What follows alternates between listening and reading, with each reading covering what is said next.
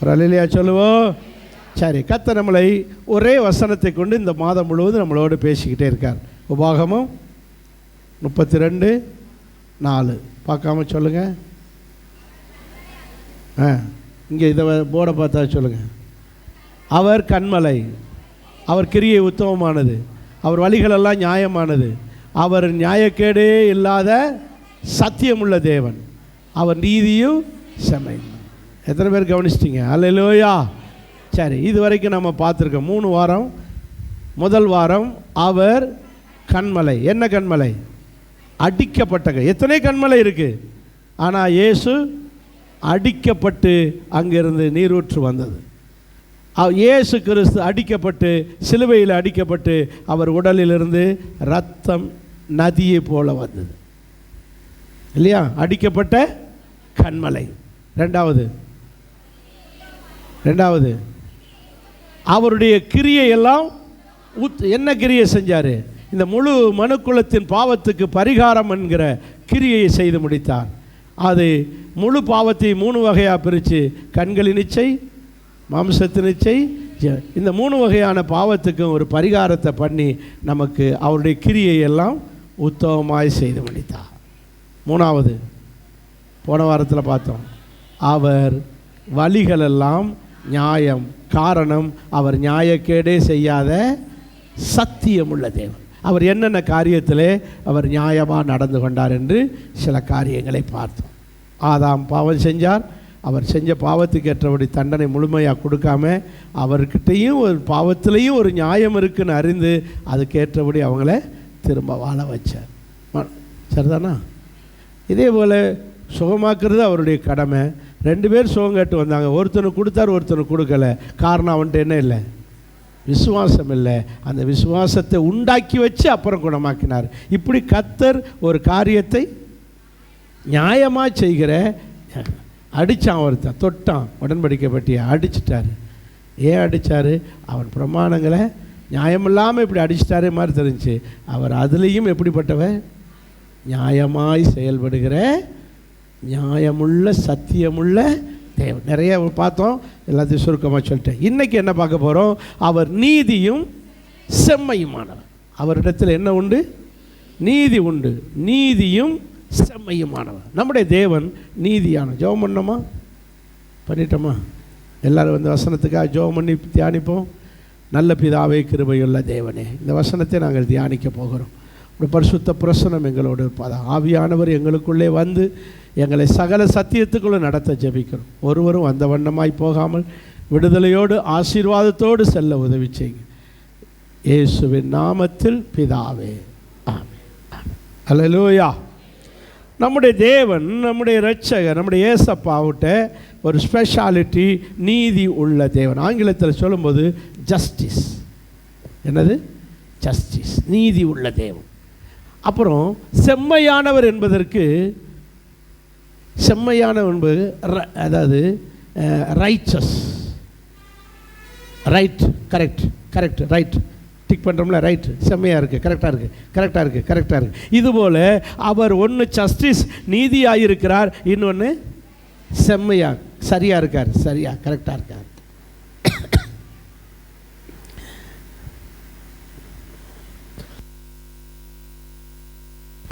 அவர் எந்த விஷயத்திலே எப்படி நீதியாக இருக்கிறார், எப்படி அவர் செம்மையாக இருக்கிறார் என்பதை வசனத்தின் மூலம் தியானிக்க போகிறோம். இன்னைக்கு கொஞ்சம் ஆழமான ஸ்டடி. அந்த சத்தியத்தை விலைக்கு சொல்ல அப்படி ஒரு ரவுண்ட் பண்ணி வருவேன். நீங்கள் கொஞ்சம் கவனமாக இருக்கணும். கண்ணை மூடி தூங்கிடக்கூடாது. ஜெபம் பண்ணும்போது மட்டும்தான் கண்ணை மூடணும். பிரசங்கம் கேட்கும்போது கண்ணை திறக்கணும். நம்ம மாற்றி செஞ்சே பழகிட்டோம். ஜெபம் பண்ணும்போது கண்ணை திறப்போம், பிரசங்கம் கேட்கும்போது கண்ணை மூட. இப்படி மாற்றியே பழகிட்டோம். நீங்கள் இனி மாற்றிடக்கூடாது. இன்றைக்கி ரொம்ப கவனமாக இருக்கணும். அல்லேலூயா சொல்லுங்கள் பார்க்கலாம். யாத்திராகம புஸ்தகம் 25ஆம் அதிகாரம் 1ஆம் வசனத்திலிருந்து வாசி. கர்த்தர் மோசேயை நோக்கி, இஸ்ரவேல் புத்திரர் எனக்கு காணிக்கை கொண்டு வரும்படி அவர்களுக்கு சொல்லு. எனக்கு காணிக்கை கொண்டு வரும்படி அவர்களுக்கு இயேசுநாதரே காணிக்கையை கேட்குறாரு. மோசே காலத்திலே கேட்டிருக்காரு. காணிக்கையை கேட்டு வாங்கும் தெய்வம். அல்லேலூயா சொல்லுங்கள். ஏசு என்ன காணிக்கையாக கேட்டார்? கொழுப்படுத்து கொண்டு கொடுத்துக்கிட்டு தெரியுதுங்க. அப்படி சொல்லுவாங்க. அவங்களுக்கு இந்த வசனத்தை காட்டணும். இயேசுவே கேட்குறாரு, என்னது? எனக்கு காணிக்கை கொண்டு வரும்படி சொல்லு. என்ன முதல் காணிக்கை? மனப்பூர்வமாய் கொடுக்கணும். அதுதான் காணிக்கை. மனப்பூர்வம் இல்லாமல் கொடுத்தாலே அது காணிக்கையே கிடையாது. சரி, மனப்பூர்வமாய் உற்சாகமாய் கொடுக்கிறவன் எவனோ அவனிடத்திலே எனக்கு காணிக்கையை வாங்கு. மனப்பூர்வமாக கொடுக்காத காணிக்கையை வாங்காத. நீங்களாம் மனப்பூர்வமாக தானே கொடுத்தீங்க.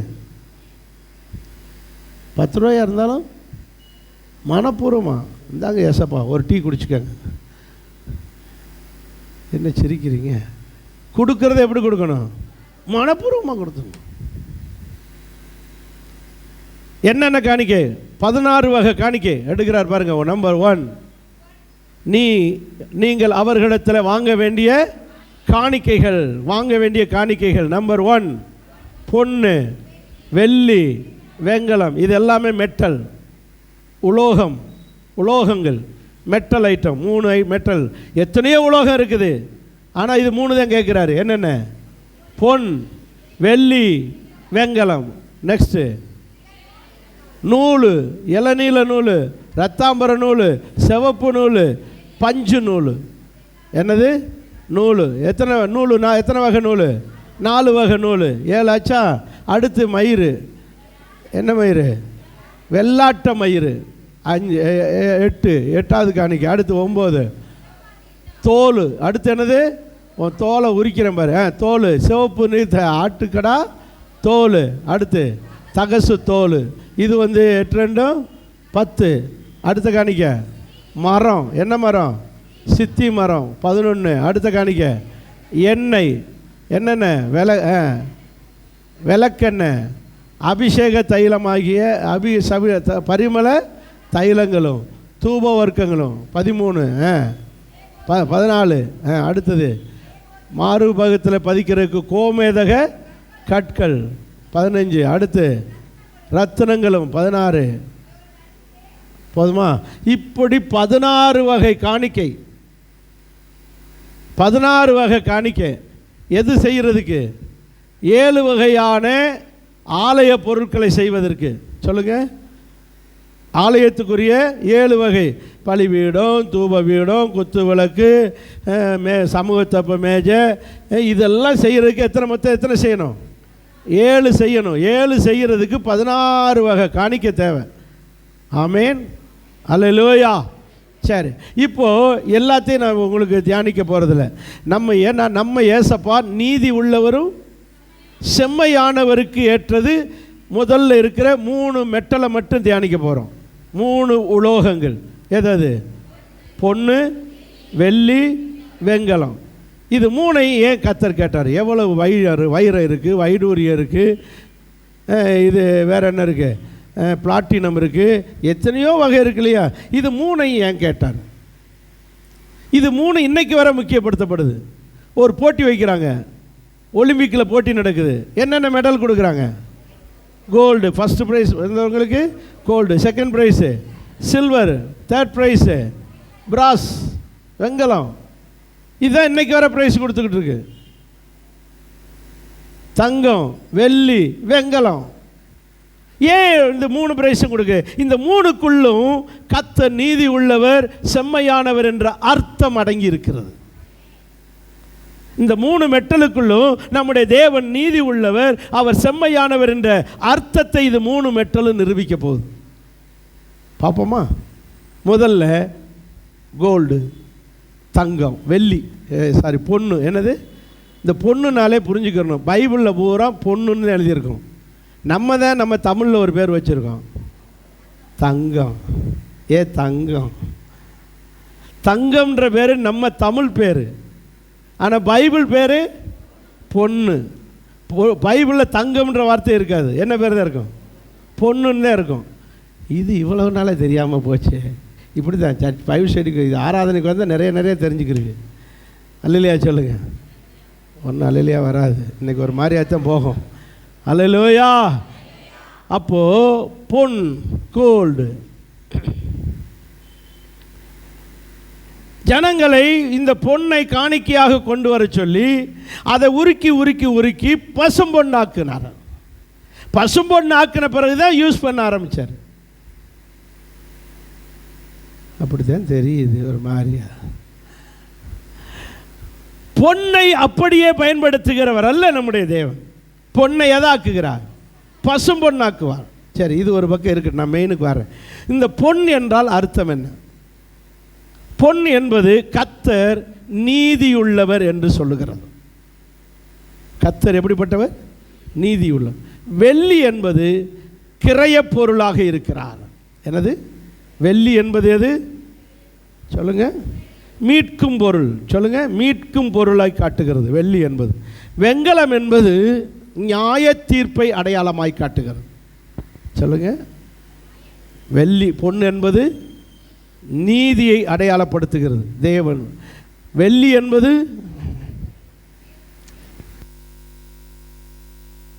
எதை கொடுத்தா மீட்கணும்? வெள்ளியை கொடுத்தா மீட்கணும். அப்போ வெள்ளி என்பது மீட்கும் பொருளை காட்டுகிறது. வெண்கலம் என்பது நியாய தீர்ப்பை அடையாளப்படுத்துகிறது. இயேசு கிறிஸ்து, இந்த மூன்றும் இயேசு கிறிஸ்து என்னுடைய ஏசப்பாவுக்கு அடையாளம். என்ன ஏசப்பாவுக்கு அடையாளம்? இயேசு கிறிஸ்து நீதி உள்ளவராகி நம்மளை மீட்கும் பொருளாக மாறி அதற்காக சிலுவையிலே நியாயம் தீர்க்கப்பட்டார். எத்தனை பேர் புரிஞ்சது? நீதி உள்ளவராகிய இந்த இயேசு நம்மளை மீட்கும் பொருளாகிய வெள்ளியாகிய மீட்கும் பொருளாகி நமக்காக நியாயம் தீர்க்கப்பட்டார். எங்கே? சிலுவையில். வெண்கலமாகிய நியாய தீர்ப்பை அடைந்தார். ஸோ பொன் வெள்ளி வெண்கலம் என்பது இயேசு நீதி, இயேசு கிறிஸ்துனுடைய மீட்பு, இயேசு கிறிஸ்து அடைந்த நியாய தீர்ப்பை அடையாளப்படுத்துகிறது. புரிஞ்சவங்க மட்டும் இல்லையா? சொல்லுங்க. சரி, வர்றேன், பாயிண்ட்டுக்கு வரேன். இந்த நீதி என்ற வார்த்தைக்கு ஆங்கிலத்தில் ஜஸ்டிஸ் எப்படி சொல்லியிருக்கு? ஜஸ்டிஸ். ஆனால் கிரேக்க பாஷையில் ஷாடிக் என்ற கிரேக்க வார்த்தை பயன்படுத்து. இந்த கிரேக்க வார்த்தையில் ஷாடிக் என்றால் சரியான, நீதியான. அதனுடைய அர்த்தம் ஷாடிக், நீதியான அல்லது சரியானதை என்ற அர்த்தத்தை அது காட்டுகிறதா இருக்கிறது. இப்போ நாம் கவனிக்க வேண்டியது, சரி, நீதியானவராகிய ஜஸ்டாக நீதியாய் இருக்கிறவர் அப்படியே அதை செம்மையாய் செய்கிறவராய் மாறினார். செம்மையானவராக அதில் நிரூபித்தார். ரைட். இப்போ உதாரணமாக பாருங்க, தேவன் நம்மை நீதி உள்ளவராக மாற்ற வேண்டும். அப்படின்னா அவர் முதல்ல யாராக இருக்கணும்? இப்போ வாத்தியாராக இருக்குன்னா என்ன செய்யணும்? முதல்ல சொல்லுங்க. நமக்கு பரீட்சை வச்சு, நமக்கு பாடம் நடத்தி, நமக்கு பரீட்சை வச்சு நம்மளை பாஸ் பண்ண வைக்கணும். அவர் முதல்ல யாராக இருக்கணும்? படித்தவராக இருக்கணும். அப்படி தானே டீச்சர்ஸ்? சொல்லுங்கள். அப்போது நம்மளை நீதிமானாக்கி நம்மளை பரலோகத்துக்கு கொண்டு போகணும்னா முதல்ல அவர் யாராக இருக்கணும்? யார் நீதிமான்? யார் ஜஸ்டிஸ்? யார் நீதி? எசேக்கியேல் புஸ்தகம். டக்குன்னு எடுங்க, நேரமாகுது. நான் நிறைய சொல்ல வேண்டிய இது ஒரு பெரிய டீப் ஸ்டடி. அதை உங்களுக்கு சிம்பிளாக உங்களுக்கு புரிகிற மாதிரி சொல்கிறேன். எடுங்க எசேக்கியேல் புஸ்தகம். எசேக்கியேல் புஸ்தகம் 18ஆம் அதிகாரம் 9ஆம் வசனம். என் கட்டளைகளின்படி நடந்து என் நியாயங்களை கைக்கொண்டு உண்மையாய் இருப்பானாகில் அவனே நீதிமான். இப்போ சொல்லுங்க, என்ன நீதிமான்னா யாரு? கட்டளைகளின்படி நடக்கணும், அடுத்து நியாயங்களையும் படி நடக்கணும். இதை உண்மையாய் செய்தால் அவன் தான் யாரு? எது கட்டளை? 10 கட்டளை மட்டும் கட்டளை இல்லை. பைபிளில் நியாயப்பிரமாணத்தில் 613 கட்டளை இருக்கு. அப்பாடி, வாசித்தா கூட வாசிக்கிற முடியாது, மனப்பாடம் பண்ணால் கூட மனப்பாடம் பண்ணிக்கிற முடியாது. என்னைக்கு இதை நான் கை கொள்ள? 613 கட்டளை இருக்குது. நம்ம 10 கட்டளை மட்டும் சொல்லிக் கொடுக்கு. 10 கட்டளை என்பது கற்பலகையில் எழுதப்பட்ட கட்டளை மட்டும்தான். தோல் சுருளில் எழுதப்பட்ட கட்டளைகள் இருக்குது. அதெல்லாம் மொத்தத்தில் பார்த்தா எத்தனை கட்டளை இருக்குது? நமக்கு 613 கட்டளை இருக்கு. இந்த 613 கட்டளையும் கை கொள்ளணும். அடுத்து என்ன செய்யணும்? நியாயங்களையும் கை கொள்ளணும். எது நியாயம்? இந்த கட்டளையில் அல்லாத கட்டளைகள். இப்போ உதாரணம் பாருங்க, ஒரு கடைக்கு போயிருக்க, ரேஷன் கடைக்கு போனால் என்ன செய்யணும்? வரிசையில் நிற்கணும். இதெல்லாம் என்னது? நியாயங்கள். வரிசையில் தான் நிற்கணும். ரெண்டாவது என்னது நியாயம்? முந்தி வந்தவன் தான் முதல்ல வாங்கணும். வரிசைன்ற பேரில் ஓவர்டேக் பண்ணக்கூடாது வரிசையை. நான் சொல்ல புரியுதா? இதெல்லாம் என்னது? கட்டளை லிஸ்ட்டில் வராது. இதெல்லாம் என்னது? நியாயங்கள். அப்போது ஒரு கிறிஸ்தவன், ஒரு மனுஷன் நீதிமான்னு பேர் வாங்கணும்னா முதல்ல கட்டளைகளையும் கை கொள்ளணும். கொலை செய்யாத, விபச்சாரம் செய்யாத, களவு செய்யாத, பொய் சாட்சி சொல்லாத, ஞாயிற்றுக்கிழமை சர்ச்சுக்கு போ, தாய் தகப்பனை கணம் பண்ணு, என்னை தவிர வேற தெய்வத்தை, இப்படி கட்டளை இருக்கு பாருங்க. இந்த கட்டளைகளையும் கை கொள்ளணும், நியாயங்களையும் கை கொள்ளணும். பெரியவங்களை மதிக்கிறது, அவங்க விருந்தாளி சாப்பிட்ட பிறகு நம்ம சாப்பிடணும், இதெல்லாம் என்னது? இது கட்டளை கிடையாது. இதெல்லாம் என்னது? நியாய வழக்கம். வந்தவங்களை முதல்ல என்ன செய்யணும்? இந்த நியாயங்களையும் கை கொள்ளணும், கட்டளைகளையும். இப்படி நியாயங்களையும் 613 கட்டளைகளையும் நியாயங்களையும் கை கொண்டு ஒரு குற்றமும் இல்லாத ஒருவர் கூட இந்த உலகத்திலேயே இல்லை, ஒருத்தர் தவிர. யாரு? அப்பா, ரொம்ப கவனமாக இருக்கீங்க. ஒருத்தர் கூட அம்பிட்டு ஃபெயிலு. நான்லாம் லிஸ்ட்லேயே டிக்கே பண்ணுற இடத்துல இருக்க மாட்டேன். 613 கட்டளைகளையும் கை கொண்டு ஊர் வழக்கத்தில் இருக்கிற என்ன பாருங்க, உங்களுடைய சீஷர்கள் கை கழுவாமல் சாப்பிட்றாங்க. ஆனால் கை கழுவாமல் சாப்பிட்டாங்கன்றது ஏசப்பாவை சொன்னாங்களா? இது கட்டளை கிடையாது. இது என்னது? நியாயம், ஊர் வழக்கு. ஊர் வழக்கத்தை அதை கூட ஏசப்பா கரெக்டாக என்ன செஞ்சார்? கையை கழுவிட்டு சாப்பிட்டார். ஓய்வு நாளில் உங்களுடைய சீஷர்கள் என்ன செய்கிறாங்க? ஓய்வு நாளில் உங்களுடைய சீஷர்கள் கதிர் குறைக்கு திங்கிறாங்க. இந்த குற்றச்சாட்டு யாருக்கு உண்டு? சீஷர்களுக்கு உண்டு, யாருக்கு கிடையாது. அப்போ ஏசப்பா இப்படி நியாயங்களையும் ஒழுங்காக கை கொண்டாரு. சொல்லுங்க, கட்டளைகளையும் கை கொண்டு ஒரு குற்றமும் செய்யாத நீதிமானாய் வாழ்ந்தவர். இப்போ சொல்லுங்க, ஏசு யாரு? நீதியுள்ளவர். நீதி உள்ளவர்னு தான் சொல்லியிருக்கு. நம்ம தான் எக்ஸ்ட்ரா மான் போட்டுக்கிறோம். மான் நீதி ஏன் மான்னு சேர்க்குறோம்? ஏன் நீதி மாடுன்னு போட்டான? நீதி மாடு, நீதி எருமை மாடு, நீதி மானுன்னு ஏன் போட்டிருக்கு? நீதி சிங்கம், நீதி கரடின்னு போடாம. ஏன்னா மான் ஒரு சாதுவான, யாரோடு எந்த வம்புக்கும் சண்டை போடுறதுக்கு கொம்பும் கிடையாது, சண்டை போடுறதுக்கு உடம்புல பலமும் கிடையாது. ஒன்றே ஒன்று இருக்குது, தப்பிச்சு போகிறதுக்கு காலில் மட்டும் என்ன இருக்குது? யார்கிட்டையும் வம்பு பண்ணாமல் தப்பிச்சு போகிறதுக்கு மட்டும் இருக்குது. அதனால தான் யாரோடு வம்புக்கு போகாத ஒரு பிராணி உண்டுன்னா அதனால தான் அந்த கறி ரொம்ப கூடுதல், ரொம்ப டேஸ்ட்டு. மான் கறி அவ்வளவு டேஸ்ட்டாக இருக்குது, விலை கூடுனதாக இருக்குது. யாரு கூட வம்புக்கு போகாமல் இருந்தால் நீங்கள் நல்லா டேஸ்ட்டாக இருப்பீங்க.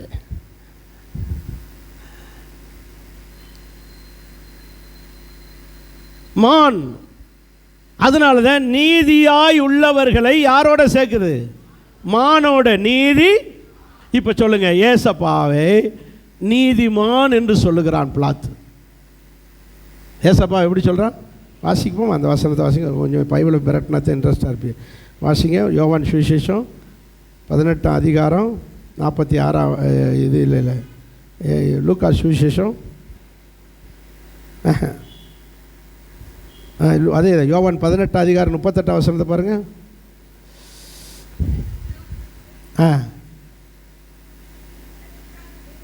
ஐயோ, கடைசி வரைக்கும் வாங்க. பிலாத்து சத்தியமாவது என்ன என்றான். மறுபடியும் அவன் யூதர்களிடத்தில் வெளியே வந்து, நான் இந்த நீங்கள் கொண்டு வந்து கம்ப்ளைண்ட் பண்ண இந்த இயேசுவை விசாரித்து பார்த்தேன், அவன் ஒரு அவனுடைய ஒரு குற்றமும் காணேன். ஏசப்பா பற்றி என்ன விட்னஸ் கொடுக்குறான்?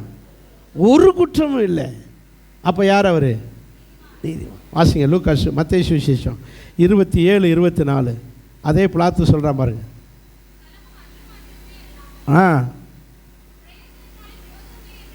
பிலாத்து கண்டு தண்ணீரை அள்ளி ஜனங்களுக்கு முன்பாக தன் கைகளை கழுவி, இந்த நீதிமானுடைய இரத்த பலிக்கு நான் பத்திலா ஏசப்பாவை பற்றி என்ன சொல்கிறான் பிலாத்து?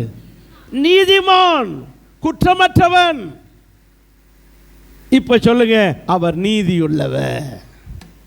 பாருங்க, ஒரு சம்பவம் யோவான் 8ஆம் அதிகாரத்தில் ஒரு விபச்சாரத்தில் கையுமையுமாய் பிடிக்கப்பட்ட ஒரு ஸ்திரியை கொண்டு வந்தாங்களா? கொண்டு வந்தவங்க சும்மா மட்டும் கொண்டு வரல. வரும்போது அவன் கையில் என்ன கொண்டு வந்திருக்கான்? கல்லுகளை கொண்டு வந்திருக்கான். எதுக்கு? எரிஞ்சு அவளை கொல்றதுக்கு. ஏன் கல் எடுத்து எரியணும்? ஏன் கல் எடுத்து எரியணும்? கழுத்தை ரெண்டாக வெட்டி போட்டுற வேண்டியனே, அல்லது ஒரு கயிறை கொண்டு வந்து தூக்கில் தொங்க விட்டுற வேண்டியதானே. எதுக்கு கல்லை கொண்டு எறிகிறாங்க? கவனிக்கிறீங்களா? இல்லை, முக்கியமான சத்தியம், முக்கியமான சத்தியம். 10 கட்டளை எதில் எழுதப்பட்டது? கற்பலகை, கல்லில் எழுதப்பட்டது. ஆகவே இந்த 10 கட்டளையை மீறினவங்களுக்கு மட்டும் என்னது? கல்லை கொண்டு எறிவாங்க. தேவனை தவிர வேற தெய்வத்தை சொன்னால் அவனை எதை எறிவாங்க? கல்லை கொண்டு எறிவாங்க. விபச்சாரம் செஞ்சால் கல்லை கொண்டு எறிவாங்க. தாய் தகப்பனை மதிக்காதவனை கல்லை கொண்டு எறிஞ்சாங்க. ஞாயிற்றுக்கிழமை சர்ச்சுக்கு வராமல் விறகு விறக்க போன ஒருத்தி, உங்களை சொல்லலை, நீங்கள் கரெக்டாக வந்துக்கிட்டு இருக்கீங்க. ஞாயிற்றுக்கிழமை விறகு ஒரு சர்ச்சுக்கு வராமல் வேலை கிடக்குன்னு போன ஒருத்தி, அவளை எதை கொண்டு எறிஞ்சாங்க? கல்லெறிஞ்சு கொண்டாங்க. ஏன் இவங்களுக்கெல்லாம் கல்லெறிஞ்சு கொள்றாங்க? 10 கட்டளை மட்டும் எதில் எழுதப்பட்டது? கற்பலகையில். மற்ற கட்டளைகள்லாம் தோல் சுருள். சொல்லுங்க, தோல் சுருள். அது 10 கட்டளை. இந்த 10 கட்டளையை மீறினவங்களுக்கு மட்டும் எதுதான் தண்டனை? கல்லு கொண்டு. சேவானை கல்லறிந்தார்கள். காரணம், தேவான் யெகோவா விட்டுட்டு யாரை பற்றி சொல்லிக்கிட்டு இருக்காரு? இயேசுவை பற்றி சொன்னார். ஆகவே அவரை என்ன செஞ்சாங்க? கல்லெறிஞ்சு கொண்டாங்க. இந்த இந்த இந்த ஃபார்முலா உங்களுக்கு இதுவரை தெரிஞ்சிருக்காது. ஏன் கல்லெறிஞ்சு, யாரை கல்லெறிஞ்சு கொள்ளுவாங்க? இப்போ இதனால கற்பலகையிலே எழுதப்பட்ட கட்டளை மீறினவர்களுக்கு கல்லை கொண்டே அடிக்கப்படும். இயேசு கிறிஸ்து 63 கட்டளைகளை கைக்கொண்டு நியாயங்களை கைக்கொண்டு அவர் நீதிபரராய் உட்கார்ந்திருக்கிறார், நீதிமானாய். ஏசப்பாட்டை கொண்டு வந்தாங்க. எல்லாம் இவனுக்கு குற்றம் செய்யாதவன் முதலாவது கல்லறிய கடவுன்னு சொன்னாரா? ஒருத்தருமே இல்லை. அந்த சகோதரி, நீ பாவம் செய்யாத, ஒழுங்காக இருந்துக்க, ஓடிப்போன்னு விட்டுவிட்டு அதே அதிகாரத்தில் 46ஆம் வசனத்தில் சொல்கிறாரு. யோவான் சுவிசேஷம் 8ஆம் எல்லாம் மூடி வச்சுட்டீங்களே. 40 என்னிடத்தில் பாவம் உண்டென்று அவளை குற்றப்படுத்தினியல்ல, வேகமாக கல்லை தூக்கிட்டு வந்தியல்ல. ஹலோ, அவளை கல்லை கஞ்சி விபச்சாரம் பண்ணிட்டான்னு கையில் கல்லை தூக்கிட்டு வந்தியல்ல. நான் கேட்கிறேன், என்னிடத்தில் குற்றம் உண்டென்று உங்களில் யார் என்னை குற்றப்படுத்த முடியும்? சொல்லுங்க. அப்படி என்றால் ஒருவனும் தன்னை குற்றப்படுத்த முடியாதபடிக்கு கட்டளைகளையும் நியாயங்களையும் கைக்கொண்ட உத்தமர், நீதிபரர், நீதிமான், நீதி உள்ளவர் நம்முடைய இரட்சகர் இயேசு. சந்தோஷமா ஒரு அல்லேலூயா சொல்லுங்க பார்க்கலாம். அல்லேலூயா. இப்போ புரிஞ்சுதா நம்முடைய கர்த்தர் எப்படிப்பட்டவ? நீதி உள்ளவர். சரி, அதோட விடலை, நம்மளையும் நீதிமானாக்குகிறார். அவர் நீதி உள்ளவர் ஆயிட்டாரு. நம்ம நிலைமை என்ன ஆகிறது? நம்மளையும் நீதி உள்ளவர் ஆக்குகிறார். அதுதான் அவர் நீதி உள்ளவர். அவர் நீதி உள்ளவர், நம்மளையும் நீதிமான் ஆக்குகிறார். அதுக்கு என்ன பண்றாரு? யோவான் ரோமர் புஸ்தகம் 10:10 எடுங்க.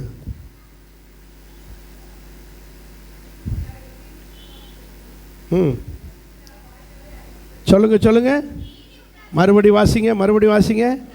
நீதி நமக்கு உண்டாக வேண்டுமானால் இருதயத்திலே இந்த நீதி உள்ளவராகிய இயேசுவை என்ன செய்யணும்? விசுவாசிக்கணும். அப்போ கவனிங்க, இயேசு கிறிஸ்துவை விசுவாசித்தால் நீதி உள்ளவராகிய கட்டளைகளையும் நியாயங்களையும் ஒழுங்காக கை கொண்டு நடக்கிற இந்த நீதி உள்ளவராகிய நீதிமானாகிய அவரை விசுவாசித்தால் நம்மளும் நீதிமானாயிடலாம். எத்தனை பேர் புரியுது? நீதி உள்ளவராகி அவரை விசுவாசித்தாலே நம்மளே நீதிமானாயிடலாம். அப்படிதான் சொல்லுங்க. உங்களுக்கு நீங்களும் நீதி உண்டாக வேண்டுமானால், உங்களுக்குள்ள நீதி உள்ளவராக நீங்கள் மாற வேண்டுமானால், நீங்கள் அவரை என்ன செய்ய வேண்டும்? விசுவாசிக்க வேண்டும். இப்போ சொல்லுங்க, விசுவாசிக்கிறவங்க மட்டும் ஒரு அல்லேலூயா சொல்லுங்க. உண்மையாவா? உண்மையாக விசுவாசிக்கிறீங்க அப்படின்னா நீங்கள் இன்றைக்கி யார் உண்மையாகவே யாராயிட்டிய சொல்லுங்க. அப்படி அவர் மூலமாய் நமக்கு என்ன கிடைக்கிறது? நீதி கிடைக்கிறது. நீதிமான் மூலமாய் நமக்கு என்ன கிடைக்கிறது? நீதி கிடைக்கிறது. பூவோட சேர்ந்தா அதெல்லாம் கரெக்டாக பழமொழி சொல்லுவாங்க. பழக பழக அவன் குணம் அப்படியே நம்மகிட்ட ஓட்டும். அவனோட சேராதடா, அவனை மாதிரியே நீனு மாறிடுவேன். இவளோட சேராத, இவளை மாதிரியே நீனு ஆயிடுவேன். அதனால யாருக்கிட்ட சேர்ந்தா, யார்கிட்ட சேர்றோமோ அவங்க குணம் அப்படியே நமக்கு என்ன செஞ்சிடும்? வந்துடும். பொறணி பேசுகிறவங்களோட சேர்ந்தா வராதே. இந்த டாப்பிக்கெலாம் சொல்லாதீங்க பாஸ்டர், வேறு டாபிக் சொல்லுங்கள். ஸோ இப்படி ஏசப்பாவோட சேர்ந்தா நம்மளுக்கு அவருடைய குணம், நீதி உள்ள குணம் நமக்கு வரும். அவரை விசுவாசித்தாலே நாம் யாராகி விடுகிறோம்? நீதிமானாகிறோம். அடுத்து அந்த வசனத்தில் சொல்கிறாரு, ரட்சிப்பு உண்டாக, நீதி உண்டாக விசுவாசிக்கிறே, ரைட்டு. அடுத்து நமக்கு என்ன உண்டாகணும்? ரட்சிப்புன்னா என்னது? விடுதலை. அப்போ விடுதலை அல்லது மீட்பு. ஸோ மீட்பு உண்டாகணும்னா அதுக்கு ஒரு ஸ்டெப் இருக்குது. வாயினால் என்ன செய்யணும்? அறிக்கை பண்ணணும். மீட்பு உண்டாக அவர் என்ன செஞ்சார்னு பார்த்துட்டு அப்புறம் வாயில் நம்ம என்ன செய்யலாம்? சொல்லுவோமா? மீட்பு. மீட்பின் அடையாளம் எது? போச்சா? தங்கம், வெள்ளி, பொண்ணுன்னா என்னது? நீதியை அடையாளப்படுத்துகிறது. ரெண்டாவது என்னது? வெள்ளி என்பது மீட்பின் அடையாளம். அந்த காலத்திலே ஒரு பொருளை மீட்கிறதுக்கு எதைத்தான் கொடுத்தாங்க? அது மீட்பின் அடையாளம். இப்போ நம்ம பார்க்க போகிறோம். நம்மளை மீட்க இயேசு என்ன, எப்படி ஆனார், என்ன வெள்ளியை கொடுத்தார், எல்லாம் பார்க்க போகிறோம். பார்க்குமா? வாசிங்க. யாத்திராகம புஸ்தகம் எடுங்க, கடன் எடுங்க. யாத்திராகம புஸ்தகம் 30ஆம் அதிகாரம்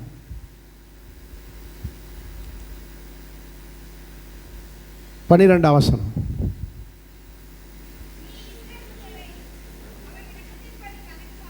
இஸ்ரவேல் புத்திரரை அவர்கள் லக்கத்தின்படி கணக்கு பார்க்கும்போது,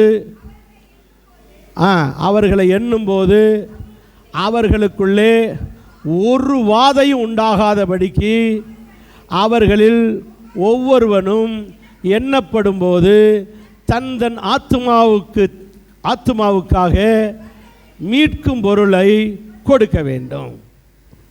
இந்த ரூல்ஸை சொல்கிறேன் கவனிங்க. இந்த ரூல்ஸை சொல்கிறேன் கவனிங்க. இஸ்ரவேல் ஜனங்களுக்குள்ளே ஒரு ரூல்ஸ் இருக்குது. ஆண்டவர் கொடுத்த கட்டளை. ஜனங்களை என்ன செய்யக்கூடாது? கவுண்டிங் பண்ணக்கூடாது, எண்ணக்கூடாது. இஸ்ரவேல் ஜனங்களை என்ன செய்யக்கூடாது? எண்ணக்கூடாது. அப்படி எண்ணினால் அந்த எண்ணப்பட்ட ஆத்துமாக்களுக்கு தக்கதாக மீட்கும் பொருளாக என்ன கொடுக்கணும்? கர்த்தருக்கு மீட்பும் பொருளை கொடுக்கணும். ஆத்துமாக்களுக்காக என்ன, அந்த கடைசி வரியை பாருங்க. ஒவ்வொருவரும் எண்ணப்படும் சமயத்தில் தன் ஆத்துமாக்களுக்காக மீட்கும் பொருளை கொடுக்கணும். அப்படி மீட்கும் பொருளை கொடுக்காவிட்டால் என்ன வரும்? வாசிங்க, வாதை வரும். அப்போ ஜனங்களை எண்ணும்போது மீட்கும் பொருள் கொடுத்து தான் எண்ணணும். சென்சஸ் எடுக்கும்போது அதுக்குரிய மீட்கும் பொருளை கொடுத்துட்டு தான் எண்ணணும். அப்படி எண்ணினதுனால தான் அதுக்கு என்ன புஸ்தகம்னு பேர்? எண்ணாகமம். எண்ணாகமன்ற பேர் என்னது? நம்பர்ஸ். இங்கிலீஷில் என்னது? நம்பர்ஸ். எண்ணாகமம். என்ன? மோசே ஜனங்களை கணக்கெடுத்தார். எத்தனை பேர் புறப்பட்டிருக்கிய, எத்தனை பேர் இப்போ இது வரைக்கும் செத்துருக்கிய, இப்போ எத்தனை பேர் இருக்கிய, எல்லாத்தையும் என்ன செஞ்சார்? 6,00,000 பேர் புருஷர்கள், மற்ற எத்தனை பேர்? இப்படி எண்ணினார். எண்ணும்போது அவனுக்கு வாதம் வராமல் இருக்க என்ன கொடுக்கப்பட்டது? மீட்கும் பொருள் கொடுக்கப்பட்டது. மீட்கும் பொருள் எது? வாசிங்க. அதே என்ன? யாத்திராகமம் 30 இதில் இதே விடுங்க. 30ஆம் அதிகாரம் 16ஆம் வசனத்தை பாருங்கள். 14 பாருங்கள். 13 எடுங்க. 13 எடுங்க. எண்ணப்படுகிறவர்கள் தொகையை சேர்க்கிற ஒவ்வொருவரும் பரிசுத்த சேக்கல் கணக்கின்படி அரை சேக்கல் கொடுக்கணும். அப்போ எண்ணப்படும் போது மீட்கும் பொருளை கொடுக்கணும். மீட்கும் பொருள் என்னன்னா அரை சேக்கல் கொடுக்கணும். என்னது?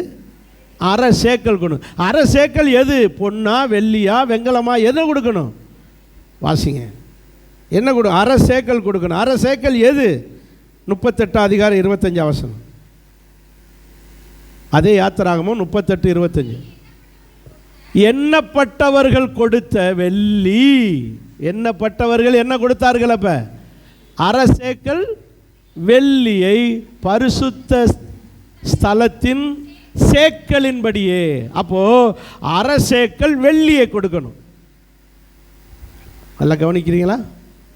இப்போ தான் உங்களுக்கு மண்டே குழம்பும், இப்போ தான் உங்கள் கவனம் செதறும். நீங்கள் எல்லாத்தையும் நல்லா கவனிக்கணும். என்ன கவனிங்க, என்ன கவனிங்க. எல்லோரும் என்னை பாருங்கள், யோகம் வரும். அப்படி தானே கழுதையை காட்டிட்டு சொல்கிறாங்க. கடைக்கு கழுதையை படத்தை வச்சுக்கிட்டு என்ன செய்கிறான்? என்னை பார், உனக்கு என்ன வரும்? என்னமோ இந்த கழுதையும் கொஞ்சம் பாருங்கள். சரி, முக்கியமான சத்தியம். அல்லையா சொல்லுங்கள். எல்லோரும் சேர்ந்து வர அல்லையா சொல்லுங்கள். என்ன சொல்கிறாரு? இஸ்ரவேல் ஜனங்களுக்குள்ளேயே ஜனங்களை எண்ணக்கூடாது. அப்படி எண்ணுனா என்ன வரும்? வாதம் வரும். அப்படி வாதம் வராமல் இருக்குன்னா நீங்கள் எண்ணப்படுகிறவர்கள் அவர்கள் ஆத்துமாக்களுக்கு தக்க என்ன கொடுக்கணும்? மீட்கும் பொருள் கொடுக்கணும். மீட்கும் பொருளாக என்ன கொடுக்கணும்? எவ்வளோ கொடுக்கணும்? அரை சேக்கல் வெள்ளியை கொடுத்துட்டா உங்களுக்கு ஒரு வாதையும் வராது, எண்ணிக்கலாம். அப்படி எண்ணுனதுனால தான் மோசே காலத்தில் ஒரு வாதையும் வரலை. இப்படி ஒன்றுமே கொடுக்காம எண்ணினார் நம்மால். யார்? தாவீது. அவர் இப்படித்தான் ஜனங்களை பூரா என்ன போகிறன்னு எண்ணி வாங்கி கட்டினார். அவர் ஒன்றுமே மீட்கும் பொருளாக ஒரு சேக்கலும் கொடுக்கல, சரியாக வாங்கி கட்டின. அப்போது இருதயத்துக்கு ஏற்றவன்னு பேர் வாங்கியிருந்தா கூட வேதத்தின்படி நடக்கலன்னா அவனுக்கு என்ன கிடைக்கும்? அப்போ நம்ம கடவுள் எப்படிப்பட்டவர்? இப்போ சொல்லுங்கள், நீதி உள்ளவரா இல்லையா? நீதி உள்ளவர், ஜஸ்டிஸ். அவர் நீதி உள்ளவர்.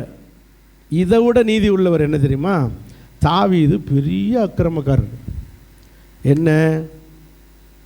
எல்லா ஜனங்களையும் யுத்தத்துக்கு அனுப்பிவிட்டாச்சு. அம்மோனியர்களோட யுத்த தளபதியினுடையதான மனைவி யார்? உரியாவுடைய மனைவி பத்சேபாள். அவள் குளிக்கிக்கிட்டு இருக்கா. இந்த தளபதிகளுடைய வீடு பூரா தாவீது வீடை சுற்றி தான் இருக்கும். மெய்காப்பாளர்கள் இவங்கெல்லாம் யார்? அந்த மெய்காப்பாளரில் ஒருத்தன் தான் யார்? உரியா. அப்போது அந்த அவங்க வீட்டில் என்ன காங்கிரீட் போட்ட பெட்ரூம் பாத்ரூமாக இருக்கும்? இல்லை. மேலே என்னது? ஓப்பன், சுற்றி மரவு தான் இருக்கும். இவன் போய் குளிச்சுக்கிட்டு நிற்கிறா. இவன் மொட்டை மாடியில் உலாவுறார். யார்? பார்த்துட்டார். யாரை? பத்சேபாளை. உடனே அவளை வர சொல்லி அவளை கெடுத்துட்டார். கெடுத்து அவள் இப்போ கர்ப்பமாயிட்டாள். புருஷன் என்ன செய்கிறாங்க? உரியா யுத்தத்தில் இருக்கார். இப்போது இவ யுத்தம் நடந்துக்கிட்டு இருக்கு மாதக்கணக்கில். இங்கே இவ சொல்லி விடுறா ராஜாக்கிட்ட, நீர் வந்து என்னை அன்னைக்கு கெடுத்ததுனால இப்போ நான் என்ன ஆயிட்டேன்? மாசமாயிட்டேன், கர்ப்பமாயிட்டேன். எனக்கு என்ன சொல்ல போகிறீங்கன்னு கேட்குறா. யார்? பத்சேபாள் கேட்குறா தாவீதுக்கிட்ட. ஐயோ இப்படி சிக்கலாகி போச்சே, ஊருக்கு ஒருத்தருக்கு தெரியாமல் எப்போயாவது மறைக்கணுமேன்னு சொல்லி என்ன செஞ்சான்? யுத்த ஸ்தலத்தில் இருக்கிற யாரை வர சொல்லி விட்றான்? உரியா வர சொல்லி, யுத்தம் பண்ணதெல்லாம் போதும், வீட்டில் போய் நீ இரு, நான் சொல்லும்போது யுத்தத்துக்கு வந்தால் போதுன்னு. அவன் என்ன செய்கிறான்? நம்முடைய படையெல்லாம் யுத்தத்தில் இருக்கும்போது நான் போய் வீட்டில் எப்படி சந்தோஷமாக இருக்க முடியும்? நான் போக மாட்டேன்னு சொல்லி அங்கேயே அரண்மனையிலே படுத்துக்கிறான். நீ போயிடுறான்னு சொல்லிவிட்டு போயிடுவான்னு நினச்சி பார்த்தா போகலை, அங்கேயே படுத்து கிடக்கான். ஒரு நாள் 2 நாள் அப்படியே படுத்து கிடக்கான். தாவீதுக்கு பக்கு நடிக்குது. என்னடா இந்த பேச்சு இப்படி பண்ணுறானே, இவன் போய் சொல்கிற நோக்கம், இவன் போய் அங்கே வீட்டில் போய் பொண்டாட்டிட்டு படுத்துட்டா குழந்தை யாருக்கு உண்டான மாதிரி ஆயிரும்? உரியாவுக்கு உண்டான மாதிரி ஆயிரும். நம்ம தப்பிச்சுக்கலான்னு இவன் ஒரு டெக்னிக் பண்ணுறான். யார்? தாவீது. அதுக்கு நடக்கலை. என்னடா பண்ணலாம், என்ன செய்யலான்னு சொல்லி இவன் என்ன செய்யறான்? அடுத்து ஒரு கடிதம் எழுதுகிறான். இந்த கடிதத்தை கொண்டு வரும் நபரை, யாரை? உரியாவை போர் முனையிலே முன்னணியிலே நிறுத்தி அவன் மேலே அம்பு வாய்ந்து அவன் சாகும்படி செய்ய எழுதிட்டான்.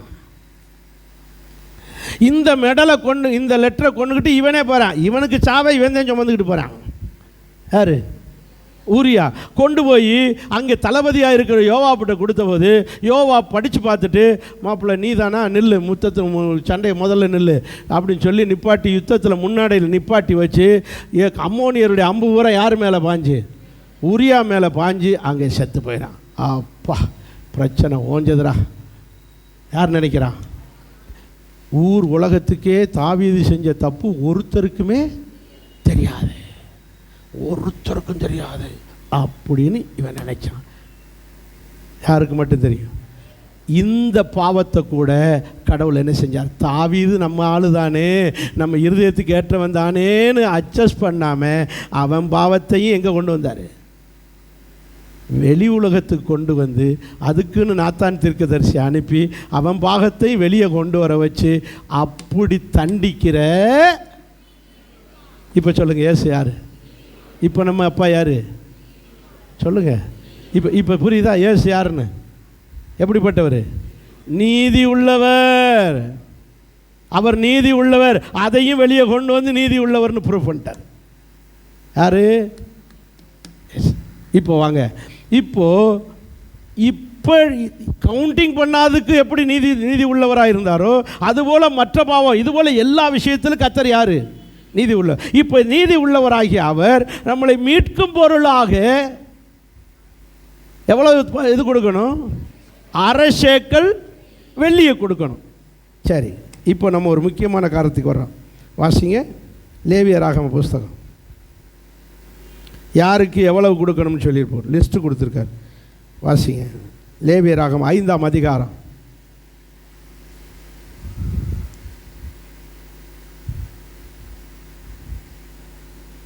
லேவியராகமம் 5ஆம் அதிகாரம் 15-16 வருஷம்.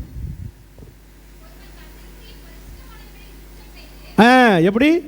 கர்த்தருக்குரிய பரிசுத்தமான காரியங்களிலே குற்றம் செய்து அந்த குற்றத்தை அறியாமல் செய்தால் கூட அது பாவம். அந்த பாவத்துக்கு உட்பட்டால் அவன் தன் குற்றத்தின் நிமித்தம் பரிசுத்த ஸ்தலத்து சேக்கல் கணக்கின்படி சுமத்த வேண்டிய அவதாரம் எவ்வளவோ அவ்வளவு அவதாரத்தையும் வெள்ளி சேக்கு கணக்கிலே பழுதற்ற ஒரு ஆட்டுக்கடாவை வாங்கிட்டு வந்து அதை குற்ற நிவாரண பலியாக கர்த்தருடைய சந்நிதியிலே கொண்டு வந்து பலி செலுத்த வேண்டும். என்ன புரிஞ்சிருக்குன்னு நினைக்கிறிய? ஒன்றும் புரிஞ்சிருக்காது. இவ்வளவு புரிகிற அளவுக்கு விவரம் இருந்தால் நீங்கள் எதுக்கு இங்கே இருக்கீங்க, நான் எதுக்கு உங்களுக்கு பாஸ்டாக இருக்கேன்? இனியாவது கவனிங்க, விலைக்கு சொல்கிறேன் கவனிங்க. ஒரு தப்பு செய்கிறேன் நானே, வச்சுக்கோங்க. நானே என்ன செய்கிறேன்? ஒரு தப்பு செய்கிறேன். இந்த தப்பு தெரியாமல் செய்கிறேன். அது என்னது? அறியாமல் செய்கிறேன். அறியாமல் தப்பு செய். இது இஸ்ரவேல் ஜனங்களுக்குள்ளே இருந்த ட்ரெடிஷன், பாரம்பரிய பழக்கம். ஒரு அறியாமல் தப்பு செய்கிறேன். அப்படி செஞ்சால், அறியாமல் செஞ்சாலுமே அதுக்கு பேர் என்ன தான்? பாவம் தான். ஸோ அறியாமல் செஞ்ச பாவம், அறிஞ்சு செஞ்ச பாவம், ரெண்டு பாவம். அப்போ அறியாத செஞ்ச பாவத்துக்கு அதுக்கு பேர் குற்றம்னு பேர். அறியாமல் செஞ்ச பாவத்துக்கு பேர் குற்றம். இந்த குற்றத்தை நீக்குவதற்கு பலி செலுத்தணும். அந்த பலிக்கு பேர் குற்ற நிவாரண பலி. நான் சொல்கிறத நல்லா கவனிச்சுக்க. இந்த வசனத்தை அப்புறம் வீட்டில் போய் படிங்க. அந்த பலியை அந்த குற்றத்தை நீக்குவதற்கு என்ன பலி செலுத்தணும்? குற்ற நிவாரண பலி. இந்த குற்ற நிவாரண பலி எப்படி செலுத்தணும்னா, இந்த நான் என்ன தப்பு செஞ்சேன்னு விசாரித்து நான் செஞ்ச தப்புக்கு தக்கன அவதாரம் போடப்படும். என்ன தப்புன்ன? கீழே கிடந்த செருப்பு மட்டும் எடுத்துகிட்டு போனியாக்கும், அப்போ உனக்கு 5 வெள்ளி. புது செருப்பாக எடுத்துகிட்டு போனியாக்கும், அப்போ உனக்கு 10 வெள்ளி. நான் சொல்கிறேன் புரியுங்களா? நீ தசமாக அவன் கொடுக்கலையாக்கும், உனக்கு அப்போ 20 வெள்ளி. நான் சொல்கிறேன் புரியுங்களா? அவனவன் செய்த குற்றம். எனக்கு தசமாவன்னு தெரியாது, அதனால தான் நான் அப்போனா உனக்கு 20 வெள்ளி. தெரிஞ்சு செஞ்சால் உனக்கு 50 வெள்ளி. இப்படி அவனவனுடைய குற்றத்தை விசாரித்து குற்றத்துக்கு தக்க ஆசாரியன் என்ன போடுவான்? அவதாரம் ஃபிக்ஸ் பண்ணுவான். நீ இவ்வளோ ஃபைன் கட்டிடு. ஃபைன், அவதாரம். அவதாரம்னு என்னது? ஃபைன். இந்த ஃபைன் எவ்வளவு எனக்கு ஆசாரியன் ஃபிக்ஸ் பண்ணுறானோ, நான் செஞ்ச பாவத்துக்கு தக்கன அல்லது குற்றத்துக்கு தக்கன எவ்வளோ ஃபைன் போடுறாரோ, இந்த ஃபைனுக்கு எனக்கு ஒரு 20 வெள்ளிக்காசு ஃபைன் போட்டிருக்காருன்னு வச்சுக்கோங்க. 20 வெள்ளிக்காசுக்கு நான் சந்தையில் போய் என்ன வாங்கணும்? ஒரு ஆடு வாங்கணும். அந்த ஆட்டை கொண்டு வந்து 20 வெள்ளிக்காசு கொடுத்து ஆடு, நான் செஞ்ச குற்றத்துக்கு 20 வெள்ளிக்காசு கொடுத்து ஆடை வாங்கிட்டு வந்து ஆசாரியன் கையில் கொடுத்து, ஐயா நான் அந்த 20 வெள்ளிக்காசு கரெக்டாக என்ன வாங்கிட்டு வந்துட்டேன்? ஆடு வாங்கிட்டேன். சரி, இப்போ அந்த ஆடு என்ன செய்யப்படும்? ஆசாரியன் பழி செலுத்தி அந்த ரத்தத்தை தெளித்து விட்டாச்சுன்னா என் குற்றம் என்ன செஞ்சிருச்சு? சரி, போயிடுச்சு. இப்படி அவரவர் குற்றத்துக்கு தக்க என்ன செய்யப்படும்? குற்ற நிவாரண பலி செலுத்தும். இதில் வயசு டிஃப்ரென்ஸ் இருக்குது. அதை வாசிப்போம். வாசிங்க. லேவியர் ஆகமம் 27ஆம் அதிகாரம் 3-4 வசனத்தை பாருங்க. சொல்லுங்க. 20 வயது முதல் 60 வயதுக்குள்ள ஒரு ஆம்பளை தப்பு செஞ்சா அவனுக்கு 50 வெள்ளிக்காசு ஃபைன். ஹலோ, இதுதான் நான் நீங்கள் கவனிக்க மாட்டேன்னு சொன்னேன். நான் இதுக்கு ரொம்ப ஆழமாக கொஞ்சம் கவனிங்க. 20 வயசுக்கு மேலே 60 வயசுக்குள்ள ஒரு ஆம்பளை குற்றம் செஞ்சா அவனுக்கு ஃபைன் எவ்வளவு? 50 வெள்ளிக்காசு. சரி, அடுத்து பெண் பிள்ளைகள் தப்பு செஞ்சா 20 வயசுலேருந்து 50 வயசுக்குள்ள பெண்பிள்ளையை தப்பு செஞ்சா அவங்களுக்கு எவ்வளவு? 30 வெள்ளிக்காசு, 30 சேக்கல். புரிஞ்சுதா? சரி, அடுத்து 5 வயது முதல் 20 வயதுக்குள்ள ஒரு ஆம்பளை தப்பு செஞ்சா, குற்றம் செஞ்சா, சொல்லுங்க, 20 வெள்ளிக்காசு.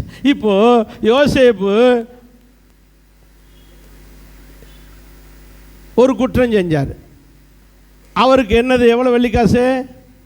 எவ்வளோ வெள்ளிக்காசுக்கு விற்கப்பட்டார்? அப்போ வயசு என்ன? 37:2. ஆதியாகமம் 37:2.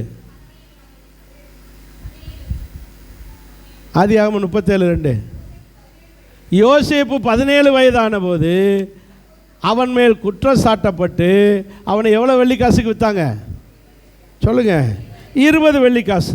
அப்போது 37 28 சொல்லியிருக்கு. 28 பாருங்கள் எவ்வளோ வெள்ளிக்காசுக்கு? 20 வெள்ளிக்காசு. அப்போ 20 வயசுக்குள்ளே இருந்தால், 5 வயசுலேருந்து 20 வயசுக்குள்ளே குற்றம் செஞ்சால் 20 வெள்ளிக்காசு.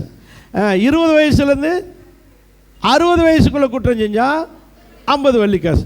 பொம்பளைகளுக்கு வாங்க, பொம்பளையிலே விட்டு வைக்க மாட்டாங்க. என்ன தப்பு செஞ்சாலும் ஃபைன் தான். வாசிங்க. பெண்களுக்கு எவ்வளோ போட்டிருக்கு?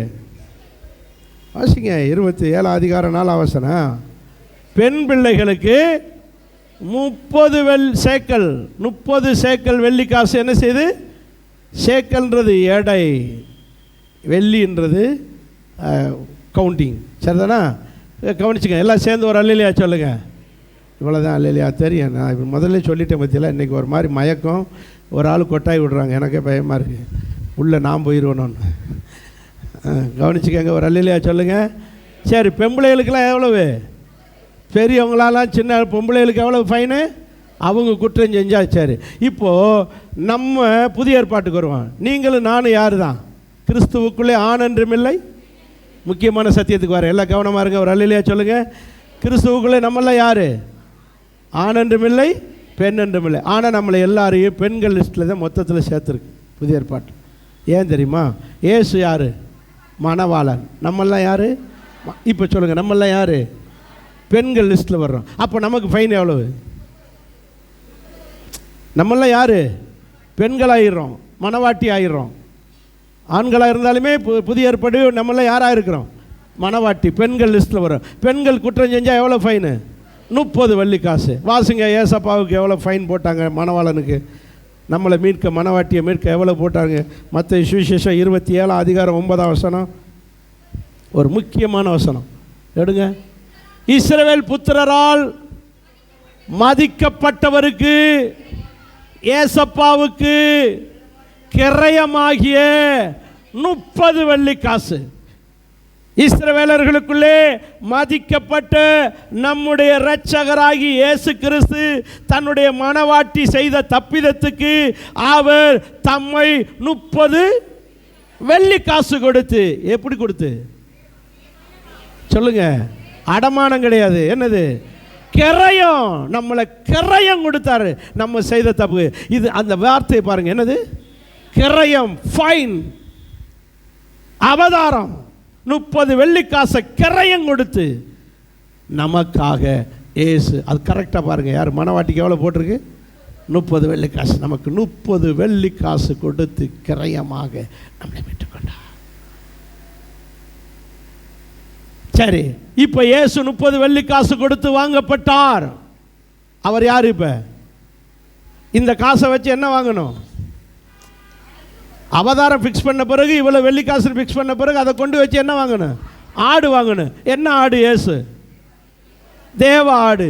இந்த இயேசு என்கிற ஆடு 30 வெள்ளிக்காசுக்கு வாங்கப்பட்டிருக்கிறது. வாங்கப்பட்ட ஆடு எங்கே கொண்டு போகப்பட்டது? ஆசாரியனிடத்தில் கொண்டு போக வேணும், பிரதான. இப்போ இயேசு கெத்செமனே தோட்டத்தில் பிடிச்சு நேரம் எங்கே கொண்டு போனாங்க? சொல்லுங்க, பிரதான ஆசாரியன்ட்ட கொண்டு. இப்போ இயேசு கிரயமாய் வாங்கப்பட்ட இயேசு ஆடு போல போய் யாருக்கிட்ட நிற்கிறாரு? சொல்லுங்க, பிரதான ஆசாரியன்ட்ட. புரிஞ்சதா? புரிஞ்சதா? இதுதான் வெள்ளி என்பது மீட்கும் பொருளாக. எப்படி சொல்லி வாசிங்க, அந்த வசனத்தை வாசிங்க, அந்த வசனத்தை வாசிங்க, அந்த வசனத்தை வாசிங்க.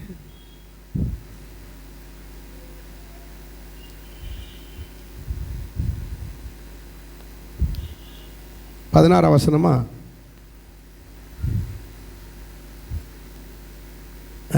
என்னாகமம் 30:16 வாசிங்க.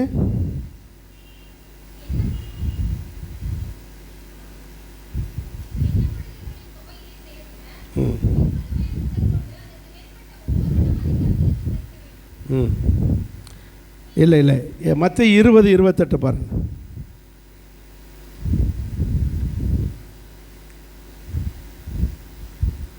மத்தேயு 20:28. இயேசு, எல்லாரும் சொல்லுங்க, மத்தேயு 20:28 வாசிங்க.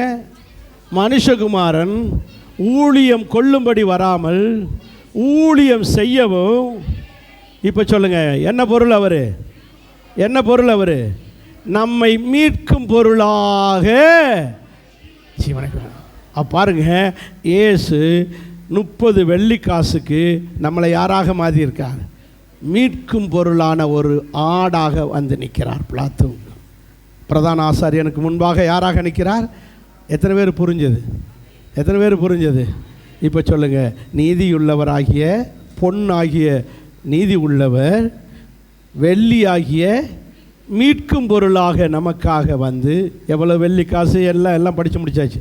என்னது? அவதாரம், வெள்ளிக்காசு எல்லாம் மீட்கும் பொருளாக வெள்ளியாக வந்து நியாய தீர்ப்பாகிய வெண்கலம், வெண்கலமாகிய நியாய தீர்ப்பாக சிலுவையிலே உங்களுக்காக எனக்காக அவர் வெண்கலமாய் நியாயம் தீர்க்கப்பட்டார்.